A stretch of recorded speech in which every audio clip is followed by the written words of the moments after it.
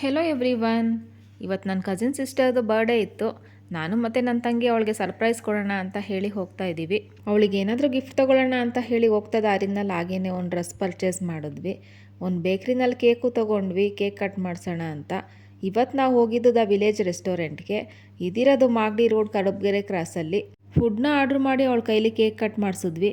ಈ ರೆಸ್ಟೋರೆಂಟ್ಗೆ ಎಂಟ್ರಿ ಆಗ್ತಿದ್ದಾಗೇನೆ ಹಸು, ಎತ್ತುಗಳು ಅದೆಲ್ಲ ಒಂಥರ ಹಳ್ಳಿ ವಾತಾವರಣನ ಕ್ರಿಯೇಟ್ ಮಾಡುತ್ತೆ. ಇಲ್ಲಿನ ಆ್ಯಂಬಿಯನ್ಸ್ ಮಾತ್ರ ಅಲ್ಲ, ಫುಡ್ಡು ಕೂಡ ಟೇಸ್ಟಿಯಾಗೇ ಇತ್ತು. ಪ್ರೈಸು ಕೂಡ ವರ್ತ್ ಅನಿಸ್ತು. ನಾವು ನಮ್ಮ ಲಂಚ್ನ ಮುಗಿಸೋ ಅಷ್ಟರಲ್ಲಿ ಅವಳ ಹಸ್ಬೆಂಡು ಕೂಡ ಬಂದು ನಮ್ಮನ್ನ ಜಾಯ್ನ್ ಆದರು. ಜ್ಯೂಸ್ ಕುಡಿದು ನಮ್ಮ ಲಂಚ್ನ ಎಂಡ್ ಮಾಡಿದ್ವಿ. ಹಾಗೆ ಅಲ್ಲೆಲ್ಲ ಸುತ್ತಾಡಿಕೊಂಡು ಫೋಟೋಸು ತೊಗೊಂಡ್ವಿ.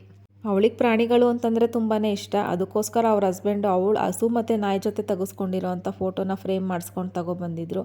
ಈ ರೀತಿ ಮೆಮೊರೀಸ್ನ ಕ್ರಿಯೇಟ್ ಮಾಡೋದ್ರಲ್ಲಿ ಒಂಥರ ಮಜಾ ಇರುತ್ತೆ. ನಾವಿವತ್ತು ಅವಳಿಗೆ ಕೊಟ್ಟಂಥ ಸರ್ಪ್ರೈಸು ಅವಳ ಲೈಫ್ ಟೈಮ್ ಮೆಮೊರಿಯಾಗಿ ಉಳಿಯುತ್ತೆ ಅಂತ ನಾನು ಅಂದ್ಕೊತೀನಿ.